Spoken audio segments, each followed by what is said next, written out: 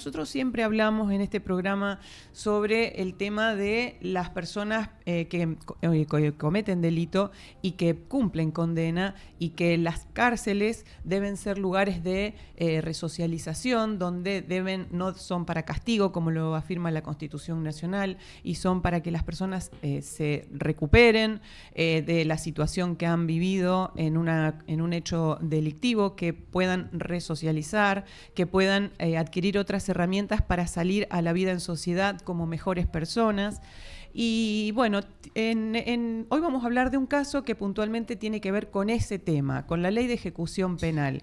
Porque en muchos casos las personas que están en esta situación desconocen sus derechos y bueno, es necesario conocerlos para hacerlos valer y defenderlos al momento. Ha habido en este tiempo muchas modificaciones y se pretenden muchas más respecto de las personas en conflicto con la ley penal, y específicamente estamos volviendo a un estado autoritario donde se endurecen muchas medidas de ejecución de pena y también de leyes penales. Pero bueno, hoy vamos a hablar de un caso particular que tiene que ver con un hecho que comenzó en 2018 con un homicidio agravado por el uso de arma de fuego, y la persona fue condenada y está cumpliendo una condena por ese hecho, pero ya llegó el momento de pedir salidas transitorias. En este contexto, la defensa de esta persona, ya condenada y cumpliendo su condena, presenta una petición de incorporación al régimen de salidas transitorias para esta persona,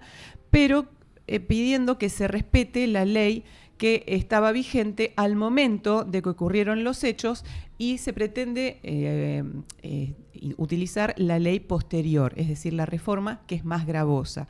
Y se ha conseguido un fallo favorable en este sentido respecto del pedido de la defensa. Por eso estamos hoy con la doctora Lisa Feldman, que nos va a contar de qué se trata este caso y, bueno, cómo fue la audiencia y todos los pasos que se siguieron y cómo se obtuvo ese fallo favorable para que esta persona pueda ser incorporada a las salidas transitorias. Buen día, doctora Feldman. Buen día, Ale, ¿cómo estás? Bien, muy bien. Bueno, muchas gracias por venir hoy hasta acá. No, gracias por invitarme. Lo primero, bueno, que vos decís que selló la suerte de la discusión, en realidad es lo que yo llamo la irretroactividad de la ley más gravosa, o el principio de retroactividad de la ley más benigna, como se quiera llamar, que es que no era aplicable en este caso la ley provincial, sancionada en el 2023 y aplicable desde el 2024, porque estamos hablando de una condena del año 2020. Por lo tanto, tenía aplicación la ley nacional, la 24660, sobre ejecución, que es una ley sustancial y de fondo, sancionada por el Congreso. Y eso, de alguna manera, selló la discusión, porque el instituto que decide aplicar el juez Torres, de la primera circunscripción judicial de Santa Fe, es el instituto que está previsto en el artículo 16, apartado 3, inciso A, que es el de las salidas con personal no uniformado. Por eso la resolución que yo compartí en Twitter dice hacer lugar parcialmente, porque ese no era nuestro pedido originario, pero como hemos, digamos, de alguna manera logrado que el juez se aparte de las conclusiones desfavorables de los informes y que otorgue el beneficio igualmente, lo consideramos, sí, bueno, como la misma resolución lo dice, hacer lugar de manera parcial al pedido de la defensa, que es de salidas transitorias por un mes durante el lapso de 2 horas. De manera mensual durante el lapso de 2 horas, me corrijo. Es decir, esta persona va a salir 2 veces, 2 horas al mes. Exactamente. En principio. Sí. Sí, pero bueno, ¿cuáles fueron? A pesar, bueno, el punto es acá de discusión es que todos los informes, bueno, para que la gente entienda, cuando se piden las salidas transitorias, hay un informe técnico, un informe psicológico del servicio penitenciario y demás, que da un dictamen de la conducta, de cómo va llevando su trayecto en encierro la persona condenada, y a partir de eso se evalúa si se le da o no la salida transitoria. Exacto. Por lo tanto, en este caso, el informe era desfavorable. Sí, los dos informes eran desfavorables, tanto el informe ambiental y el informe psicológico, y creo también que es un signo igualmente de época. Ya me permito concluir, y yo no hace muchísimos años que ejerzo la abogacía, tengo todavía un largo recorrido, pero sí me permito decir, porque trabajo desde que soy estudiante, que ya los informes son una suerte de práctica estandarizada por parte del servicio penitenciario, donde hasta hay, como en este caso donde había muchos indicadores positivos del perfil social y el perfil psicológico del interno, una suerte de contorsión para hacer una conclusión desfavorable, o sobre cuestiones que son superficiales, o bien efectivamente desdibujar indicadores positivos como negativos, y de esa manera que la conclusión del organismo técnico criminológico termine siendo desfavorable. Claro, porque porque este interno ha cursado la escuela, no tenía su escuela primaria, la terminó de cursar, empezó a cursar la escuela secundaria, hizo trabajos, desarrolló trabajos, primero en el sector de escobería, después pasó al sector de huerta, es decir, tuvo una conducta, no tuvo ningún problema con ningún interno, es decir, ¿por qué sería el informe desfavorable teniendo en cuenta todas estas conductas? Inclusive hay dos ítems que se valoran, que uno es la conducta y el otro, ayúdame, no me acuerdo. El trabajo, claro, el requisito temporal también. Claro, porque... que son dos conceptos y él en los dos tiene muy bueno... conducta y concepto. Conducta y concepto, claro, exacto. Bueno, sí. Esos dos. Y bueno, ahí son buenos los dictámenes. Es decir, dicen hizo todo bien, pero el informe finalmente concluye que es desfavorable. Bueno, esa fue un poco más o menos la estrategia de la defensa. Igual me gusta decir que si bien desde el estudio que yo integro, Feldman y Asociados, obviamente planeamos y diagramamos entre mis socios y yo, que son Marcos Monetti, Peiretti y Gustavo Feldman, una estrategia defensista y muy sólida, debo decir que estos trabajos también se hacen con los referentes familiares y el propio interno. Estamos hablando de un interno que, como vos bien decís, cursó sus estudios primarios, empezó a cursar la secundaria intramuros, trabajó siempre dentro de la cárcel, primero en escobería, ahora en la huerta, ya en espacios más abiertos, propio en la fase en la que está, porque está en el periodo de prueba. Tiene un círculo familiar sólido, que eso, por ejemplo, es, te diría que la base y la piedra angular para que un informe ambiental tenga solidez, que fue que se entreviste al referente familiar, que sepa de qué se trata esta causa, que se conecte también el día de la audiencia. El día de la audiencia estaba conectada a la referente familiar, la tuvimos por Zoom. Conducta ejemplar histórica. También, bueno, el trabajo que ha hecho el interno junto a sus referentes familiares, la verdad que con todos los... digamos, con todas las dificultades que requiere, porque justo encima, y también lo resalté en la audiencia, está en un establecimiento que está en condiciones de hacinamiento y sobrepoblación hace bastante tiempo, que es la unidad penitenciaria número 1, y no lo digo yo, sino que lo dicen los informes de violencia institucional del Servicio Público de la Defensa de Santa Fe. Sí.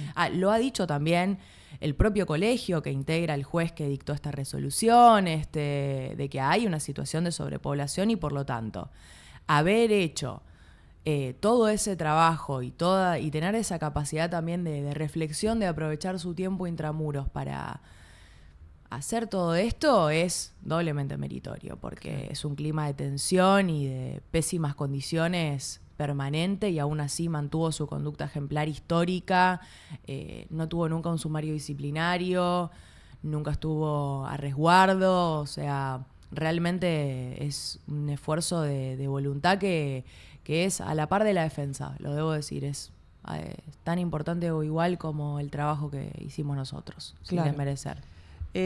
Siempre hablamos en este programa, bueno, tema de los derechos que asisten a las personas privadas de la libertad, y que, bueno, porque bueno, para el común de la gente decir, bueno, cometieron delito, bueno, que paguen, esta línea que baja, ¿no?, de ideológica en esta época de el que las hace las paga y que la tiene que pasar lo peor posible y que paguen lo que hicieron porque le hacen daño a la sociedad y demás. Cuando hablamos de la Constitución Nacional que establece que las cárceles deben ser sanas y limpias, que deben ser para resocialización, para recuperación y no para castigo, y para, bueno, justamente, ¿no?, hacer un trabajo intrapersonal para poder salir mejores y poder tener herramientas para poder hacer algún trabajo, cosa que este interno también está haciendo porque él ya tiene planificado para cuando salga, según lo que leí en toda la documentación que me entregaste, un plan de vida, ¿no? Para salir. Sí. Entonces, esto que decimos, ¿no? Que el único derecho que pierde la persona privada de la libertad justamente es la libertad, porque está privada de la libertad solamente y lo asisten todos los otros derechos. Y en este caso se juzga muy livianamente, en todos los casos de las personas que cometen delito y se condenan, que bueno, son básicamente personas que ya no tienen más derechos y nada. Entonces, ¿por qué en este caso tener en cuenta que las personas tienen esos derechos a asistir a todas estas actividades y recuperarse y poder salir mejor personas? Y esto la misma penitenciaría no se lo permite en muchos casos, me parece, ¿o no? A ver, es complicada esta cuestión de a veces conseguir un espacio terapéutico, conseguir un espacio ocupacional. Porque esto que vos decís, están todos hacinados, están todos... sí, hay que pedir cupo. No, las cárceles están llenas de personas y en muchos casos inocentes, y a veces llegan personas que han cometido un delito por accidente, porque pasó, y no porque sean... bueno, lo que se genera generalmente es decir, bueno, todos son delincuentes, no tienen recuperación, las personas que están encerradas son lo peor, y en realidad no la mayoría de las personas son personas que tienen una vida completamente delictiva. En este caso, puntualmente, fue un caso que no es una persona que ha cometido delito toda su vida. Le ha pasado una situación particular que lo ha llevado a estar detenido.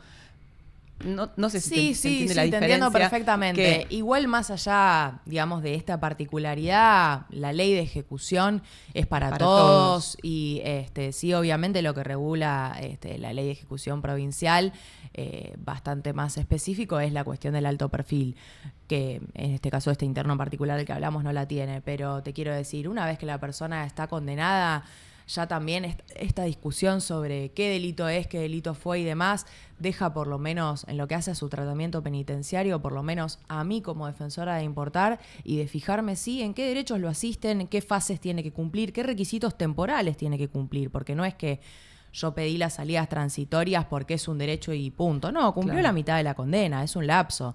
Así como para la libertad condicional hay que cumplir los 2/3 y en el caso de las personas que están condenadas a 3 años, según lo marca el Código Penal, otra ley de fondo, es a partir de los 8 meses. Hemos tenido casos también donde directamente, que, bueno, ese fue un caso, por ejemplo, ante la Cámara de Ejecución Penal de Santa Fe, hemos solicitado directamente la libertad condicional porque ya habían pasado más de 8 meses y se trataba de una condena, como se llama, corta. Claro. Y eso lo que hace muchas veces es impedir o, digamos, complicar que se transite cada fase de progresividad dentro del establecimiento y directamente tener que ir con ese pedido. No era el caso porque ya llevaba además un tiempo de detención muy prolongada. Estamos hablando de una condena de 11 años y 8 meses, que era de 12, pero como tuvo un estímulo educativo, justamente por terminar la escuela primaria y hacer primero y segundo de la secundaria, se hace un acotamiento de 4 meses en este caso. Entonces, eso permitió también que pueda hacer un tránsito institucional donde pase a diferentes fases. Por ejemplo, lo de los oficios, no es casual que esté en un espacio de huerta, que es un espacio abierto. Además de estar siempre en un pabellón común, porque reitero, nunca tuvo alto perfil. Esto hace también a la fase de confianza que también va depositando la autoridad penitenciaria en los internos que van haciendo el tránsito institucional como corresponde. Y teniendo en cuenta siempre estos parámetros: conducta, trabajo y plazos, que es de lo que para mí se tiene que valer un juez para tomar este tipo de decisiones. No si el crimen que cometió fue grave, porque eso ya está juzgado. Claro. Bueno, pero existe esto, ¿no? Este mensaje que se le da a la sociedad desde distintos medios, porque bueno, la gente se entera de lo que sucede a través de los medios de comunicación, que están claramente marcados por una determinada línea editorial y muchas veces en consonancia con los gobiernos de turno, que por ahí, bueno, casualmente en este momento tenemos una línea muy clara, tanto a nivel nacional, provincial como municipal, de seguir una línea ideológica de mayor gravedad en las penas, de endurecimiento de las condiciones de las detenciones. Lo hablamos la semana pasada con el doctor Nani respecto de del proyecto que ingresó el gobernador a la legislatura respecto de estos temas. Y bueno, como bien decimos, la idea de que la persona que cometió delito tiene que pasarla de la peor manera está tan instalado en la sociedad que, bueno, la idea es revertir esa forma de pensar, no sé si revertirla, pero por lo menos que la gente entienda por qué la ley de ejecución penal es una ley que, bueno, cómo funciona, qué regula, qué es lo que se aplica a las personas que ya están cumpliendo condena y que no se juzga a la persona eternamente por lo que hizo, sino que, bueno, como vos bien decís, ya fue juzgada por el delito que cometió, ya se le dio una pena que corresponde con lo que establece una ley nacional, que es el Código Penal, y que a partir de ahí, bueno, la ley de ejecución, ahí ya cambian las reglas y ya lo rige otra ley, que es la de ejecución penal, que es la 24660, con las modificaciones que establece la 14243, si mal no recuerdo, que es que es provincial, modificaciones que se hicieron a nivel provincial, corregime si estoy equivocada, que bueno, pero que endurece todas estas cuestiones y que bueno, deja a la persona en peores condiciones, que está cumpliendo su condena, que está haciendo todo bien y bueno, parece que no, hay que seguir castigándolo por algo que ya está, por un castigo, en el mismo castigo que ya está cumpliendo, hay que castigarlo sobre eso.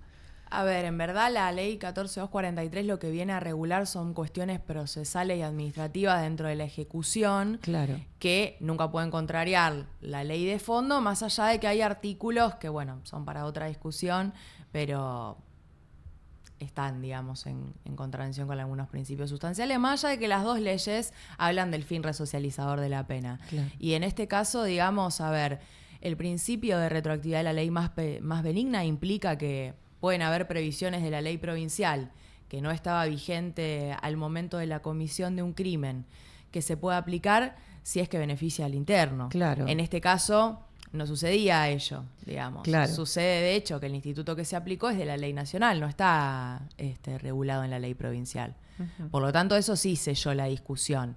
No es lo que ocurre en todos los casos, porque todos los casos, obviamente, que son con posterioridad a que esta ley está vigente, que es desde enero del 2024, si no me equivoco, la ley de ejecución provincial, se van a aplicar, sí, los procedimientos y lo normado en la ley de ejecución de la provincia. Que sí, obviamente, es bastante más dura en términos de control penitenciario, en términos inclusive de algunas cosas que el servicio penitenciario puede hacer, como llevar a cabo acciones de inteligencia, eso de ninguna manera está contemplado en la ley nacional, o sea, claro, tiene algunas previsiones que por eso digo, hacen que, bueno, si estuviste con el doctor Nani, calculo que él también te lo va a decir, el presidente de la Asociación de Abogados Penalistas, claro, que lo dijo, mejor dicho,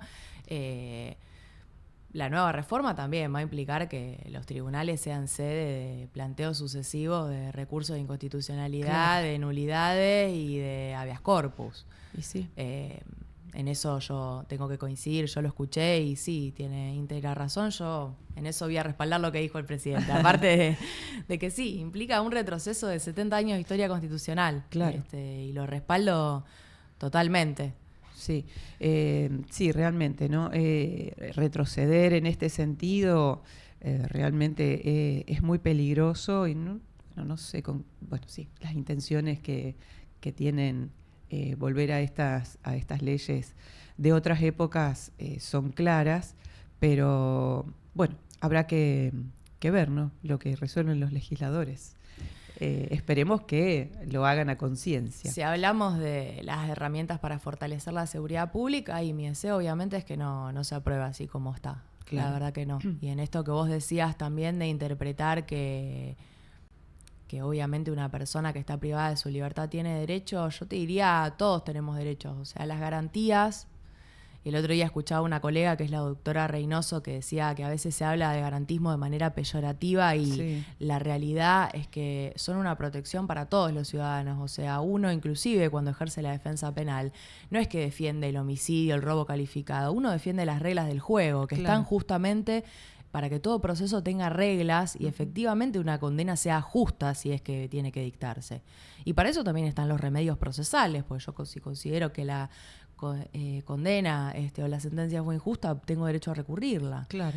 Y eso es una garantía para todos. Yo creo que también cuando es muy diferente cuando a uno le toca en primera persona o a un familiar, ahí vas a rezar porque un juez sea garantista entre comillas. Sí, sin duda. Eso también he visto que pasa muchísimo. Cuando en primera persona alguien se involucra o porque tiene un amigo, un familiar o porque en primera persona está atravesando, atravesando un proceso penal. Sí, que le puede pasar a cualquiera, eso lo decíamos también. Sí, yo lo digo siempre también, me lo discuten mucho, pero para mí cualquiera puede afrontar, y sobre todo hoy en día, y en Argentina, un procedimiento penal. Un proceso penal. Me traicionó el inconsciente y dije procedimiento como si fuese administrativo para el tema de las garantías, pero para mí cualquiera puede afrontar un proceso penal. Sí, sin duda. Sobre todo hoy. Sí, porque bueno, todos estamos ahí al borde de que nos acusen de algo. Volviendo al caso particular, Lisa, me contabas que la audiencia fue bastante particular, ¿no?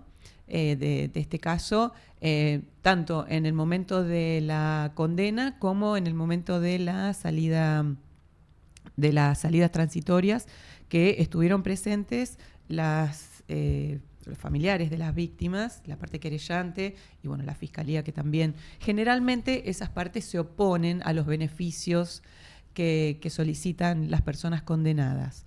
¿Cómo fue ese momento? Y lo sorpresivo en este caso es que, bueno, obviamente se opuso porque estaba escuchando al fiscal después de mi intervención y justamente refrendar la conclusión desfavorable, en este caso del informe psicológico más que nada. Y lo que decía la parte querellante, que para mí fue muy interesante, fue decir, yo sé que va a salir en algún momento, obvio, eso está bien, pero si no reforzó la parte psicológica, yo no soy quien para decirlo, pero si todo este tiempo lo usó para estudiar y trabajar, como dijo la doctora Feldman, y ahí a mí me sorprendió que se refiriera a la defensa porque casi nunca sucede, yo lo felicito, yo sé que en algún momento va a salir. Y la verdad que lo haya internalizado de esa manera, habiendo sido una víctima de manera indirecta y por razones más que atendibles, yo sé que se opuso y no la cuestioné en su momento y no lo voy a hacer ahora. Que diga eso, la verdad que fue muy, muy reparador para todos, muy humano. Uh-huh. Muy empático. No sé cómo calificarlo. Yo todavía estoy sorprendida también, la verdad. Claro. Porque no es común que eso ocurra, ¿no? Generalmente la parte querellante, que es la que padece obviamente las consecuencias de ese delito que se cometió, generalmente se opone, obviamente no hay, y es inflexible en ese momento, ¿no? Sí, yo de hecho cuando corroboré su asistencia dije, bueno, va a ser más difícil que lo que pensaba, pero la verdad que sus palabras, y que sé que además de formales fueron genuinas, porque después obviamente estaba el fiscal en representación del Estado y de las víctimas en este caso, la verdad que fue muy, muy espontáneo, por eso digo, muy, muy humano, muy sincero, y creo que también el juez lo tuvo en cuenta a la hora de resolver y de poder otorgar, no lo que nosotros estábamos pidiendo, que eran salidas más amplias en relación al margen horario, pero sí un estímulo de reingreso al medio libre. Uh-huh. Eso me parece que tuvo mucho que ver lo que ella dijo, y lo valoramos y no lo contrariamos, y de ninguna manera Lo haré, pese a que obviamente teníamos en la audiencia diferentes posturas. Claro. Pero es lógico, es propio del rol el rol procesal de cada una. Claro, por supuesto. Sí. Pero bueno, esto no es interesante porque al margen de la situación dolorosa que vive una persona que perdió a un ser querido, tomar conciencia de esto también es de haber sido una situación difícil para esta persona y bueno, manifestarlo, porque bien podría haberlo no dicho, pero manifestarlo en audiencia realmente es sumamente valorable. Así que bueno, por suerte llegaron a un buen resultado y bueno, queremos aclarar también que no estamos dando nombres ni nada porque queremos resguardar las identidades de estas personas porque, bueno, viven en comunidades como cualquiera de nosotros y obviamente han solicitado que preservemos sus identidades. Así que así lo hacemos, por eso contamos el caso, que en este sentido, y es la idea de mostrar cómo se van desarrollando estos hechos y sobre todo esta cuestión, ¿no?, de la empatía, de tomar conciencia de que esta persona va a salir, que cometió delito, que se dio cuenta que hizo algo mal, que no todas las personas que llegan a una condena por un hecho son todas irreparables, que no tienen forma de salir de eso. No, hay muchas personas que están detenidas de forma inocente, condenadas y que son inocentes. Acá hemos trabajado muchísimos casos de esa temática y bueno, que se puede modificar esto, ¿no? Esta idea de que las personas privadas de su libertad se esfuerzan en la mayoría de los casos por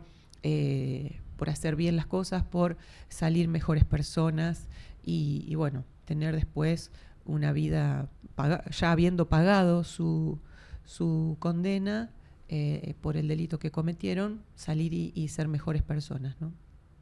Es la idea, ojalá. Sí, la verdad que fue muy ejemplificador todo lo que pasó, para todos. Uh-huh. Por lo menos los que estábamos presentes. Claro. Uh-huh. Bueno, sos muy jovencita. ¿Sí? Sí, bueno, yo te veo muy jovencita. Y bueno, y tenés una solidez en tu trabajo, es muy evidente.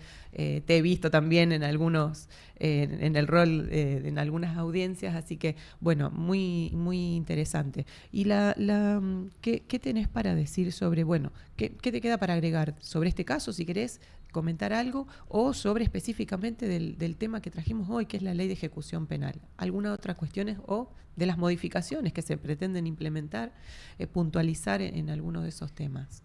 Sí, que espero verdaderamente que pase lo contrario a la prognosis que te debe haber hecho el doctor Nani y que después reiteré yo, que es que va a ser sede del Centro de Justicia Penal, la Cámara y todos los organismos judiciales de planteos y recursos de inconstitucionalidad y habeas corpus. Ojalá que no, ojalá que verdaderamente reflexionemos e internalicemos que el bloque de garantías constitucional verdaderamente marca un cinturón de seguridad en la sociedad. Y el cinturón de seguridad, no sé si es la mejor metáfora, pero uno no se lo pone porque quiere chocar o porque está loco, pero sí marca de una manera cómo tienen que hacerse las cosas en sociedad. Entonces me parece que tener un marco regulatorio, saber hasta dónde puede llegar el poder punitivo y muchas veces la función que cumple el defensor.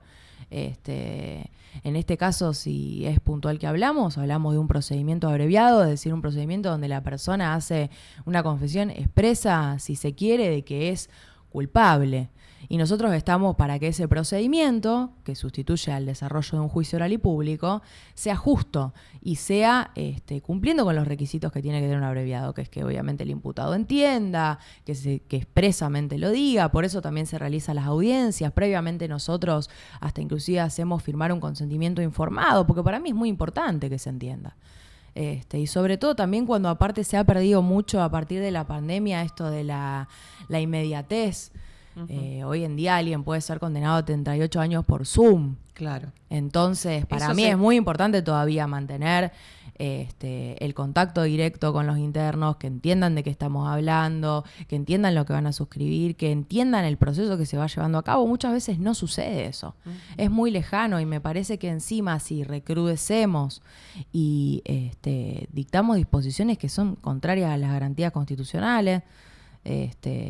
No vi el programa de José específicamente, pero estimo que debe haber hablado de, por ejemplo, esta flexibilización de la teoría del árbol del fruto venenoso. Y eso nos protege a todos. Claro. Para mí es verdaderamente un disparate que se pueda admitir prueba que fue recolectada de manera irregular. Sí, es terrible. O que se pueda hacer una confesión policial. Sí.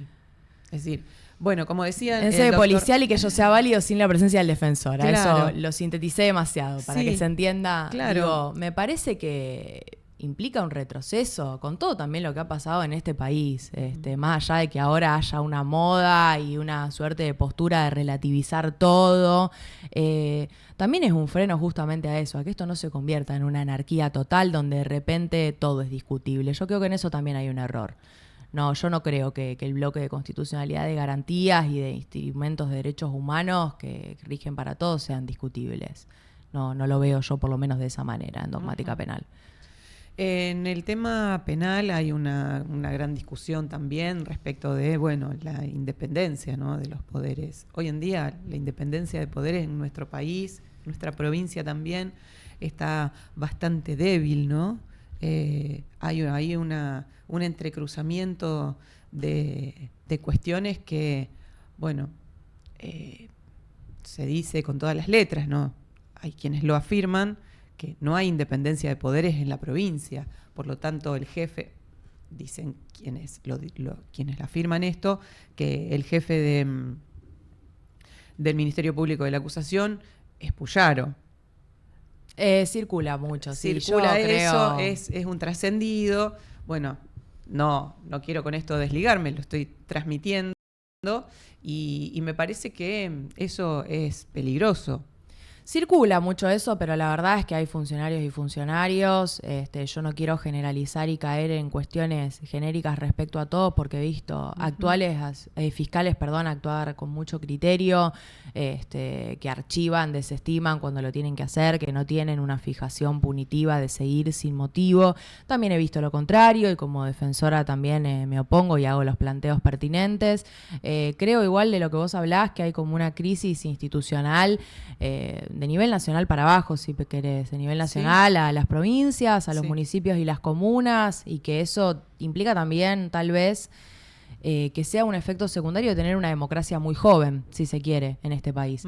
Y también creo que el mundo no es el mismo en el que vivimos, sumado a esta crisis, digamos, de institucionalidad, desde la pandemia, desde la era informática, desde la inteligencia artificial, desde la tecnología.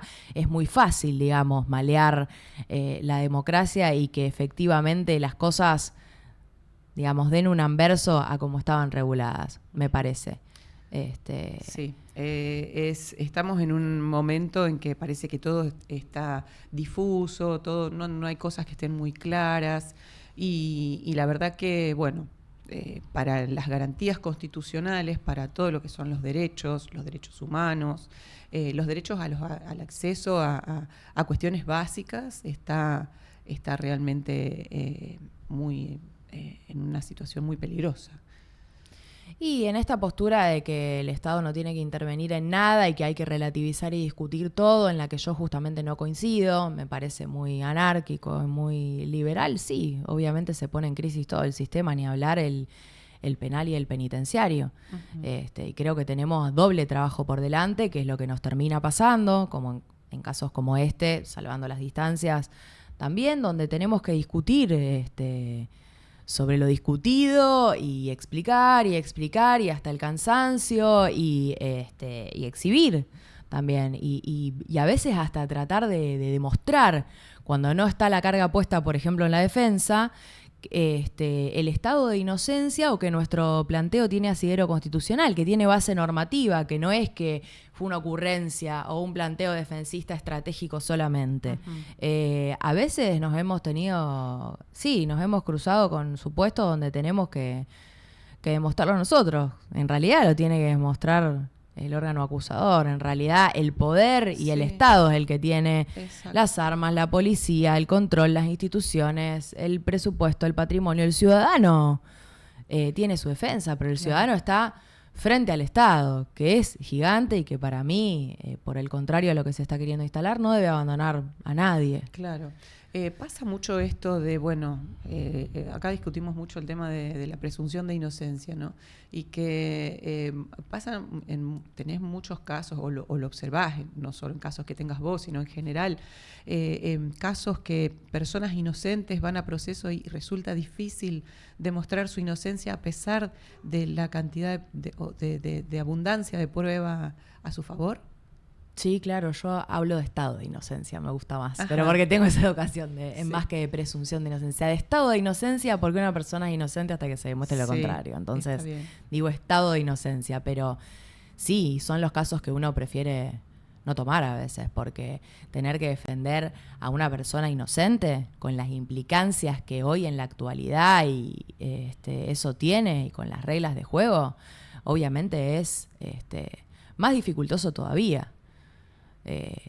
Es por ahí tal vez de pensar, y entiendo que la sociedad lo piense tal vez de otra manera, de que no, pero es lo más difícil defender a una persona inocente, que estuvo tal vez en un lugar equivocado, en un momento equivocado, que tal vez cometió alguna irregularidad, pero no un delito, o que tenía un entorno particular, pero sí muchísimas veces y objetivamente inocentes. Uh-huh. ¿Y ¿Y qué notas hay? Que hay un empeño en cerrar el caso a como dé lugar con lo que haya, o es...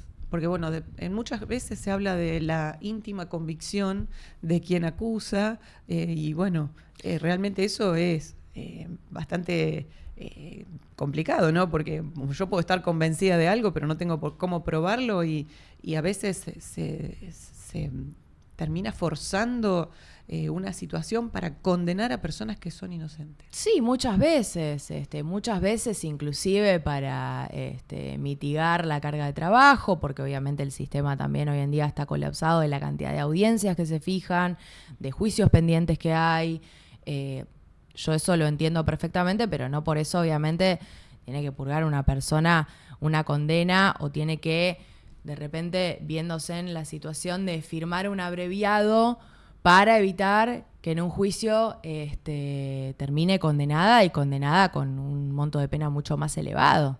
Y sigo hablando de personas que son inocentes, ¿eh? Sí. Sí, eso... Sí, muchas veces se habla de esto, ¿no? Decir, bueno, firmá el abreviado y te vas. Firmá y te vas. Reconocelo, aunque no importa si sos inocente o culpable, firmá el abreviado y te vas. Es el hecho de, bueno, tener que cerrar causas, tener que, a lo mejor, no sé, sumar en la estadística. Pero bueno, esto también tiene un paralelo en la reforma, ¿no? En la reforma que plantea actualmente Puyaro, que ya ni siquiera va a ser como el juicio abreviado, porque el juicio abreviado tiene que tener el acuerdo de todas las partes, ¿no? En el caso del decreto penal, creo que no va a ser así. Acá, si hay una disconformidad del imputado, en teoría se abre un periodo de debate, pero bueno, a partir de su disconformidad. Claro. Lo mismo las facultades que tienen los fiscales o que van a tener, si esto se aprueba así, de tener una persona privada de su libertad, poder tomar medidas de coerción personal sin pasar por medio de un juez. Sí. Y sí, a mí me parece gravoso. Me parece gravoso, sobre todo porque aparte estamos hablando ahí, si hablamos de medidas de coerción personal, no hablamos de personas condenadas, hablamos de personas inocentes, claro, justamente, que no puedan pasar por el control de la judicatura. Sí, me parece grave. Y que no van a poder tener su defensor para declarar. Yo creo que van a tenerlo, y que justamente nuestra tarea va a ser tener que batallar frente a todo esto y plantear específicamente la inconstitucionalidad de determinados artículos. Bueno, muchas veces pasa con la ley de ejecución. Hemos planteado la inconstitucionalidad del 56 bis.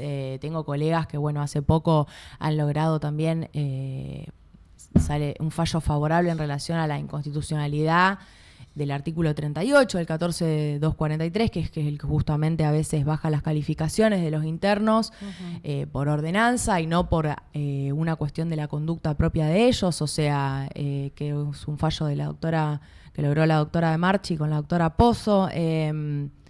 Hay muchos planteos al respecto. Lo mismo ocurre, y cambiándote tal vez de fuero, en el fuero laboral, donde nos encontramos teniendo que plantear la inconstitucionalidad de la ley base, de la modernización laboral, de un montón de cuestiones que se regularon porque son contrarias a nuestra Carta Magna, nada más y nada menos.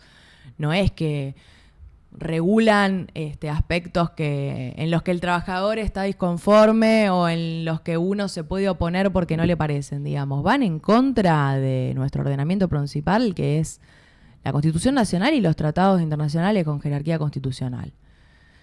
Y yo no coincido con esa postura que circula, que es que justamente tengamos que debatir todo. Perdón, estoy re repetitiva con eso, pero siento eso, que está todo el mundo relativizando todo y sí. me parece que no es así. Entiendo que muchas cosas tengan que discutirse porque fueron dogmas mucho tiempo, en posturas tal vez muy extremas, pero espero que lo disruptivo sea la normalidad en lo pronto. Espero. Bueno, sí, esperemos, ¿no? Que sea así. Bueno, Lisa, no sé si te queda algo más para cerrar. No, agradecerte por todo. Gracias por lo de joven. No, sí, seguramente. Bueno, muchísimas gracias.